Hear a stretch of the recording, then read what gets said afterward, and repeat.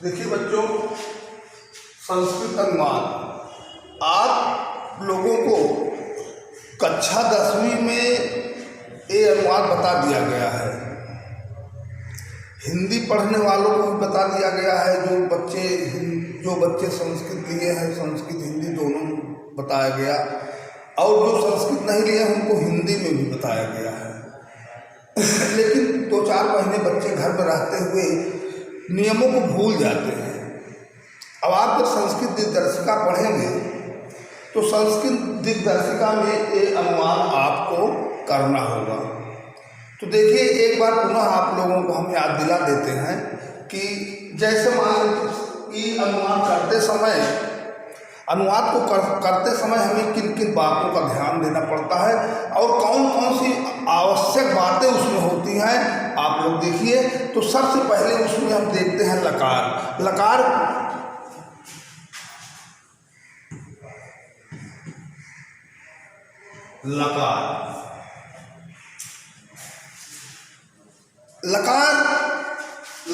से हमें क्या ज्ञान होता है? लकार हमें बताता है, लकार हमें समय का ज्ञान दिलाता है। किसका? समय। जैसे आप लोग अंग्रेजी पढ़ते हैं टेंस, तो टेंस जो है काल, टेंस एक तरह से क्या होता है? काल माने समय। जैसे उसमें होता है प्रेजेंट, पास्ट, फ्यूचर, उसी प्रकार से एक संस्कृत में लकार होता है। अब हम लकार को देखते हैं, लकार 5 होते हैं। कितने होते हैं? 5। 10 होते हैं, लेकिन परंतु साधारण वाक्यों को करने के लिए 5 ही लकारों में काम चलता है। तो देखिए 5 लकार होते हैं। नंबर 1 है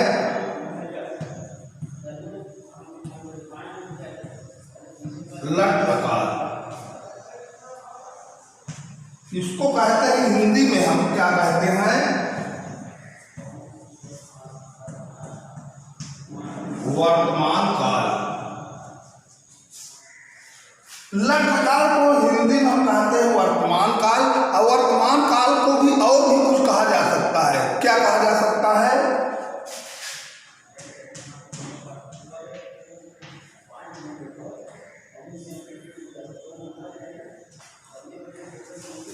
मौजूदा समय, इस प्रकार से हम कह सकते हैं। अब नंबर 2 है लिट लकार। इसको हिंदी में कहते हैं हम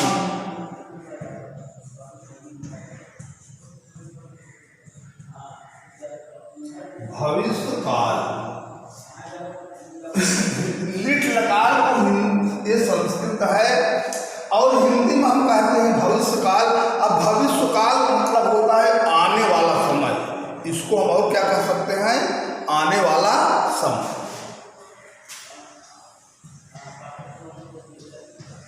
आने वाला समय ये है। अब नंबर 3 पे चलते हैं।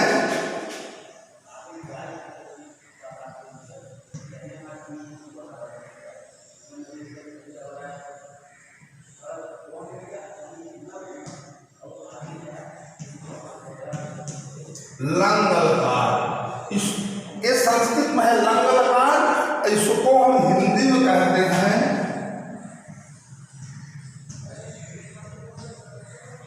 भूतकाल। ये आप लोग कक्षा 6 से ही पढ़ाया गया है, परंतु आप लोगों में एक कमी है कि आप लोग जहाँ 2-4 महीने गैप किए, यहाँ पर भूलना चालू कर देते हैं। हर प्रति बच्चे इसको जानते हैं, परंतु एक बार आपको रिपीट कर रहे हैं, आप लोग पुनः उसको समझ लीजिए। भूतकाल को और हम क्या कह सकते हैं हिंदी में?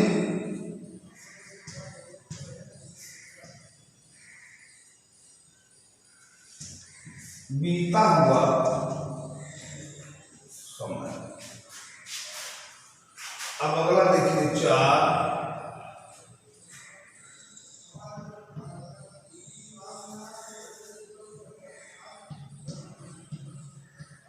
लोट लकार।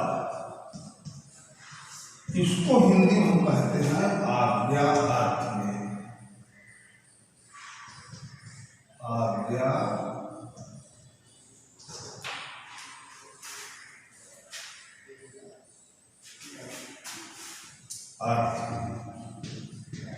तो बच्चों देखिए इसमें लोट लकार में आज्ञा चाहे देना हो चाहे आज्ञा लेना हो, परंतु उसमें हम यही लोट लकार का ही प्रयोग करते हैं। अब 5वां नंबर है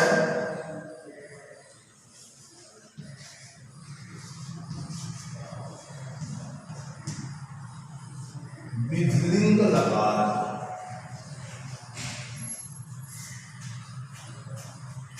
हिंदी में चाहिए के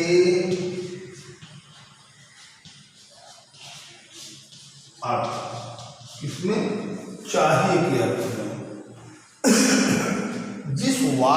में जिस वाक्य के अंत में चाहिए शब्द आता है, इससे हम पहचान लेते हैं कि इसमें विधिलिंग लकार है। जैसे उसे किताब पढ़नी चाहिए, अंत में लास्ट में क्या है, चाहिए।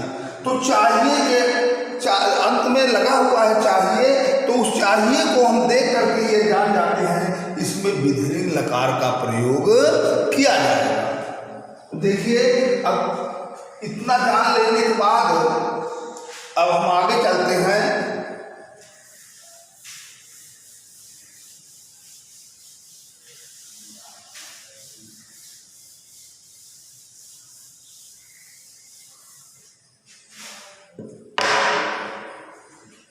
पुरुष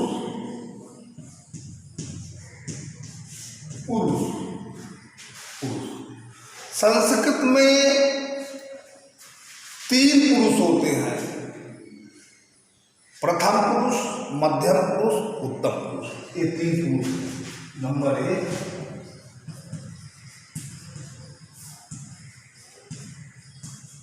प्रथम पुरुष, नंबर 2 मध्यम पुरुष, नंबर 3 उत्तम।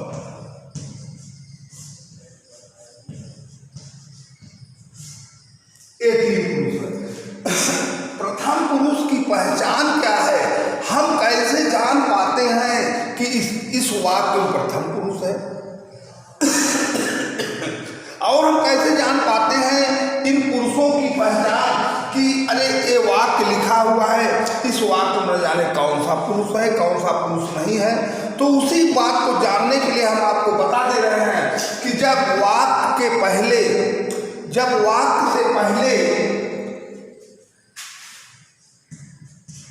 स तौ ते, क्या वाक्य से पहले स तौ ते यानी वह वे दोनों वे सब, या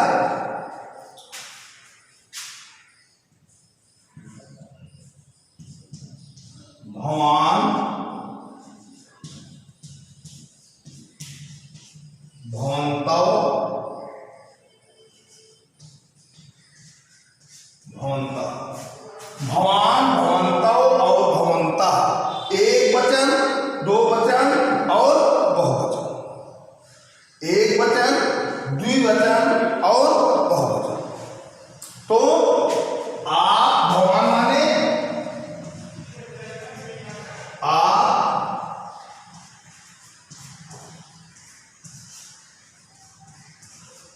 आप दोनों,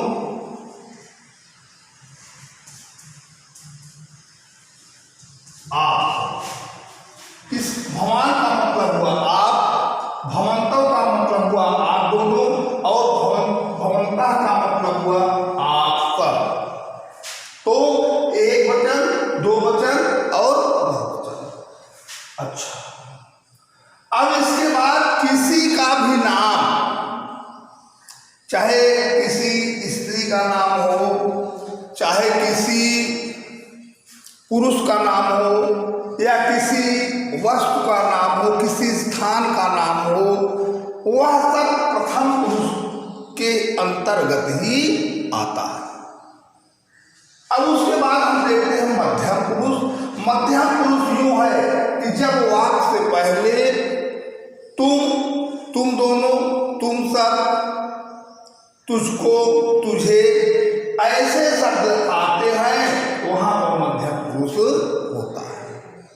अब उसके बाद होता है देखिए उत्तम पुरुष। जब वाक्य से पहले मैं या हम दोनों, हम सब, हमें, हमको ऐसे शब्द आते हैं, उसमें उत्तम पुरुष होता है। तो देखिए बच्चों, अब आगे चलते हैं हम।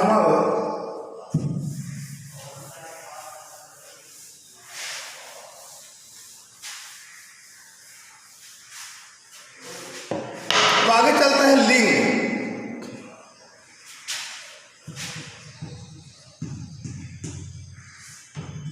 लिंग संस्कृत में 3 लिंग।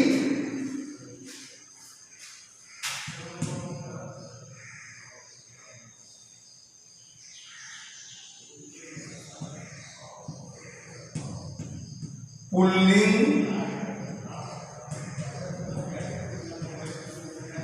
स्त्रीलिंग,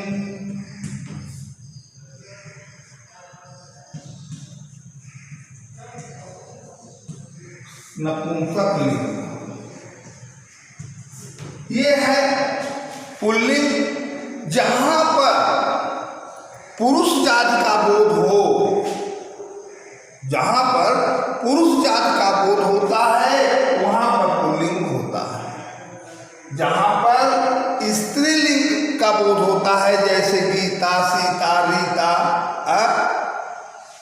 इस प्रकार पे वहां पर क्या होता है? स्त्रीलिंग। जहां पर निर्जीव वस्तुओं का बोध होता है वहां पर नपुंसक लिंग होता है। तो बच्चों और आगे बढ़िए।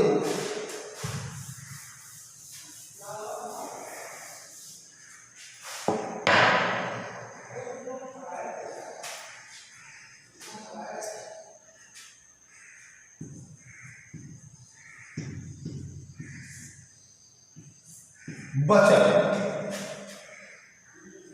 संस्कृत में 3 वचन होते हैं। 3 वचन कौन कौन?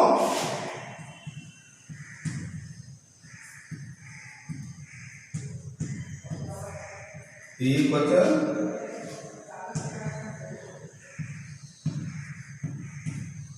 द्विवचन,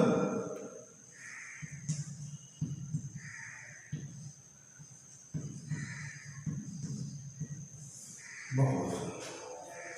एक वचन, दो द्विवचन और बहुवचन। एक के लिए एक वचन, कितने के लिए? एक के लिए।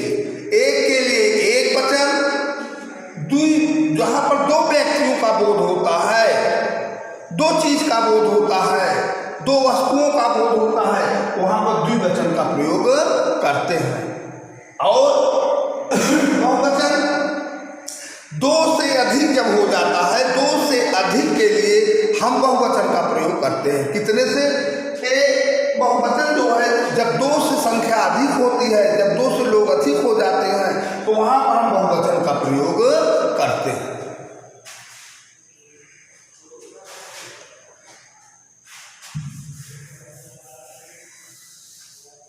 अब आगे हम देखते हैं मूल बात, विभक्ति कारक चिन्ह। जबकि हम देखते हैं, चाहे आप गद्यांश, संस्कृत गद्यांश ले लीजिए, चाहे संस्कृत पद्यांश ले लीजिए, श्लोक ले लीजिए, उसमें आपको बिना विभक्ति कारक चिन्ह के उसका हिंदी रूपांतरित आप कभी कर भी नहीं पाएंगे।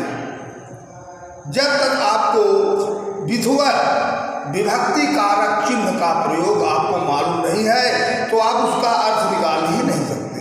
तो जिस प्रकार से समझ लीजिए, जितना संबंध एक मोटर का डीजल पेट्रोल से होता है, उसी प्रकार से अनुवाद में, संस्कृत में विभक्ति कारक चिन्ह का होता है। किसका?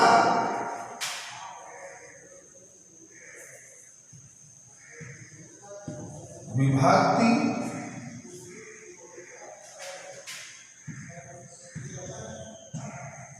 कारक चिन्ह। बिना इसको जाने हम संस्कृत का ना तो अनुवाद कर पाते हैं और ना ही किताब का ही गद्यांशों को संस्कृत में पढ़ करके उसका हिंदी रूपांतरित भी नहीं कर पाते। तो हमें इस प्रकार से विभक्ति कारक की बड़ी आवश्यकता होती है। तो देखिए ये होते हैं, नंबर 1 में है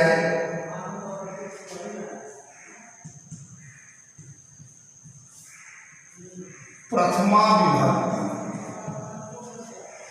ये होता है यहाँ पर कर्ता कारक।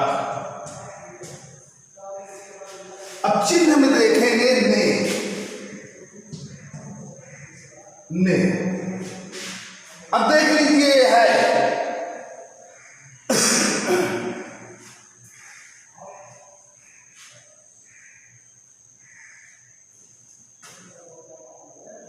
एक उदाहरण स्वरूप आपको बता दें,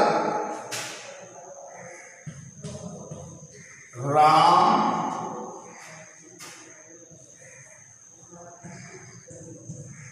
किताब पढ़ता है। क्या? राम किताब पढ़ता है।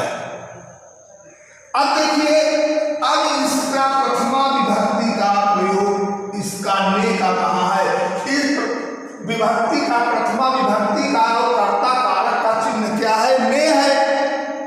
अब ने का इस वाक्य में कहां पर प्रयोग किया गया है? कहीं दिखाई दे रहा है? ने शब्द कहीं आप लोगों को दिखाई दे रहा है? छुपा हुआ है। अब यहां अलग करेंगे हम तो आप देखेंगे राम ने किताब पढ़ता है। थोड़ा सुनने में अच्छा तो नहीं लगता? सुनने में तो अच्छा नहीं लगता, ऐसे अच्छा लगता है कि राम किताब पढ़ता है। लेकिन यहाँ पर राम ने किताब पढ़ता है, तो यहाँ पर इसमें राम शब्द में प्रथमा विभक्ति कर्ता कारक चिन्ह इसका ने है। तो प्रथमा विभक्ति, तो प्रथमा विभक्ति में इसका कुछ चलता है रामः, रामौ, रामा। अब देखिए, अगर हम स्पष्ट बोल देते हैं, यहां पर ऐसा लिखा नहीं जाता। यदि हम लिख देते हैं कि राम ने किताब पढ़ता है, अच्छा लग रहा है क्या? नहीं। तो यहां पर ने जो है छिपा हुआ है, तो छिपा हुआ है। तो अब इसमें देखिए, ये है प्रथमा विभक्ति में, प्रथमा विभक्ति में रामा, राम ने, यहां भी तो रामा लिखा है लेकिन ने स्पष्ट नहीं किया गया है, यहां पर ने छिपा हुआ है। रामो, दो राम ने, एक वचन, दो वचन और बहुवचन। यहां पर एक राम ने, दो राम ने, और यहां पर बहुत से राम ने। तो अब इसका हम यहां पर इसके अनुसार, प्रथमा विभक्ति के अनुसार और राम के रूप के अनुसार हम यहां पर क्या लिख देंगे? रामा। अब जब रामा लिखेंगे, इस राम की हिंदी में हम जाएंगे तो राम ने। अब प्रश्न ये उठता है कि राम ने किसको पढ़ता है? किताब को पढ़ता है। अब देख लीजिए, यहां भी किताब को तो लिखा नहीं है, यहां भी किताब को छिपा हुआ है। अगर ऐसा लिखे, हम ऐसा लिख दें, राम ने किताब को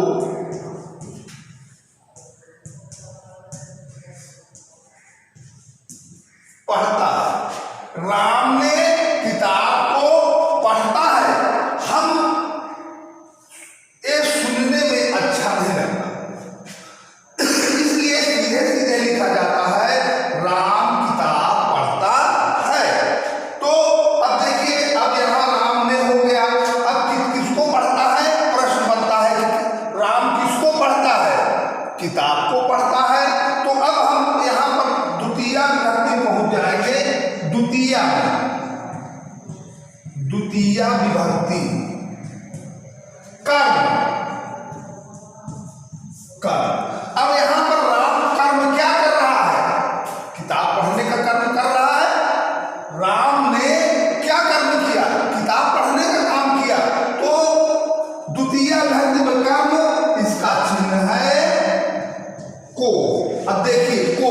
इससे इसी विभक्ति कारक और चिन्ह के माध्यम से हम जान जाते हैं कि इसमें कौन सी विभक्ति, इसको हम जान करके हम जान गए कि इस किताब में द्वितीय विभक्ति कर्म कारक है।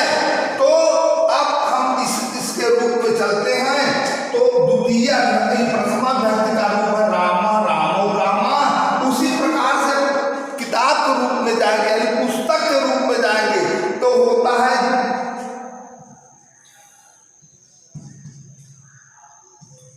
ये है प्रथमा भेद, पुस्तकम,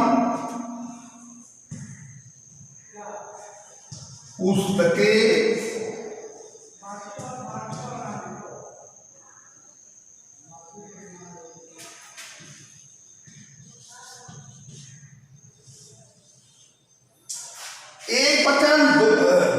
एक वचन हम यहाँ बिंदु लगा देंगे तो भी माँ माना जाएगा।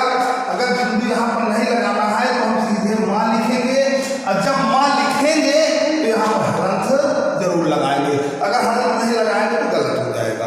तो देखिए, एक वचन में पुस्तकम, पुस्तके, दो वचन में पुस्तकान, एक किताब, दो किताब और बहुत सी किताबें। तो देखिए अभी को के अनुसार यहाँ पर ये प्रथमा विभक्ति है, लेकिन लगाना है कौन विभक्ति है? द्वितीय विभक्ति। अब द्वितीय विभक्ति में प्रथमा विभक्ति हुआ पुस्तकम, पुस्तके, पुस्तकान, पुस्तकम। द्वितीय में भी यही शब्द आएगा पुस्तकम। तो क्या लिखेंगे यहाँ हम?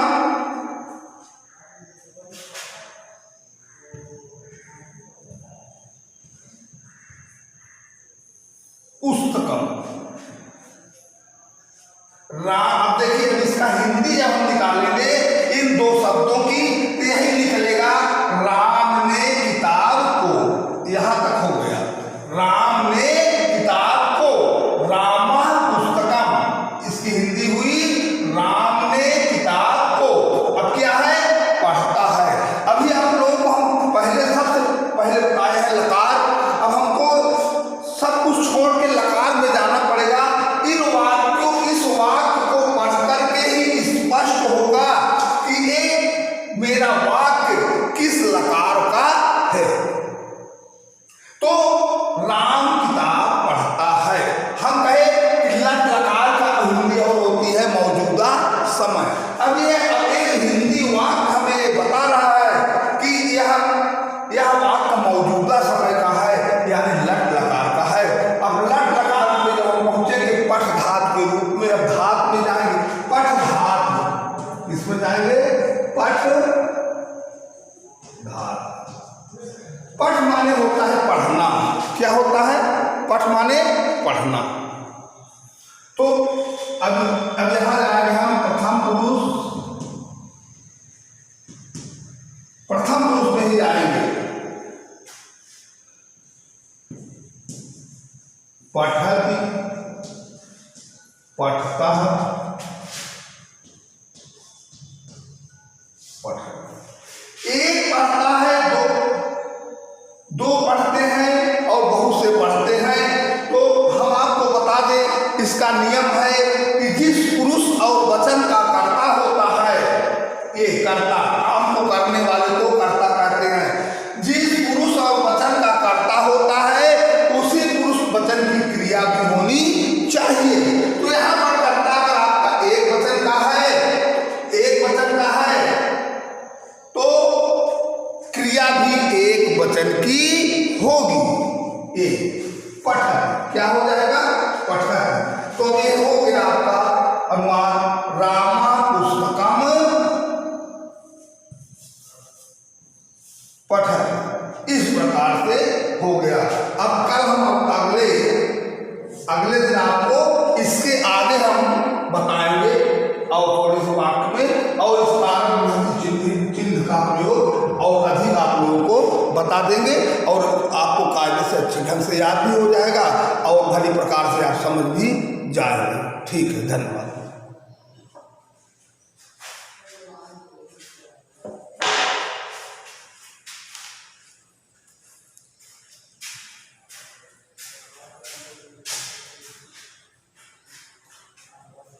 पढ़ाई हुआ है।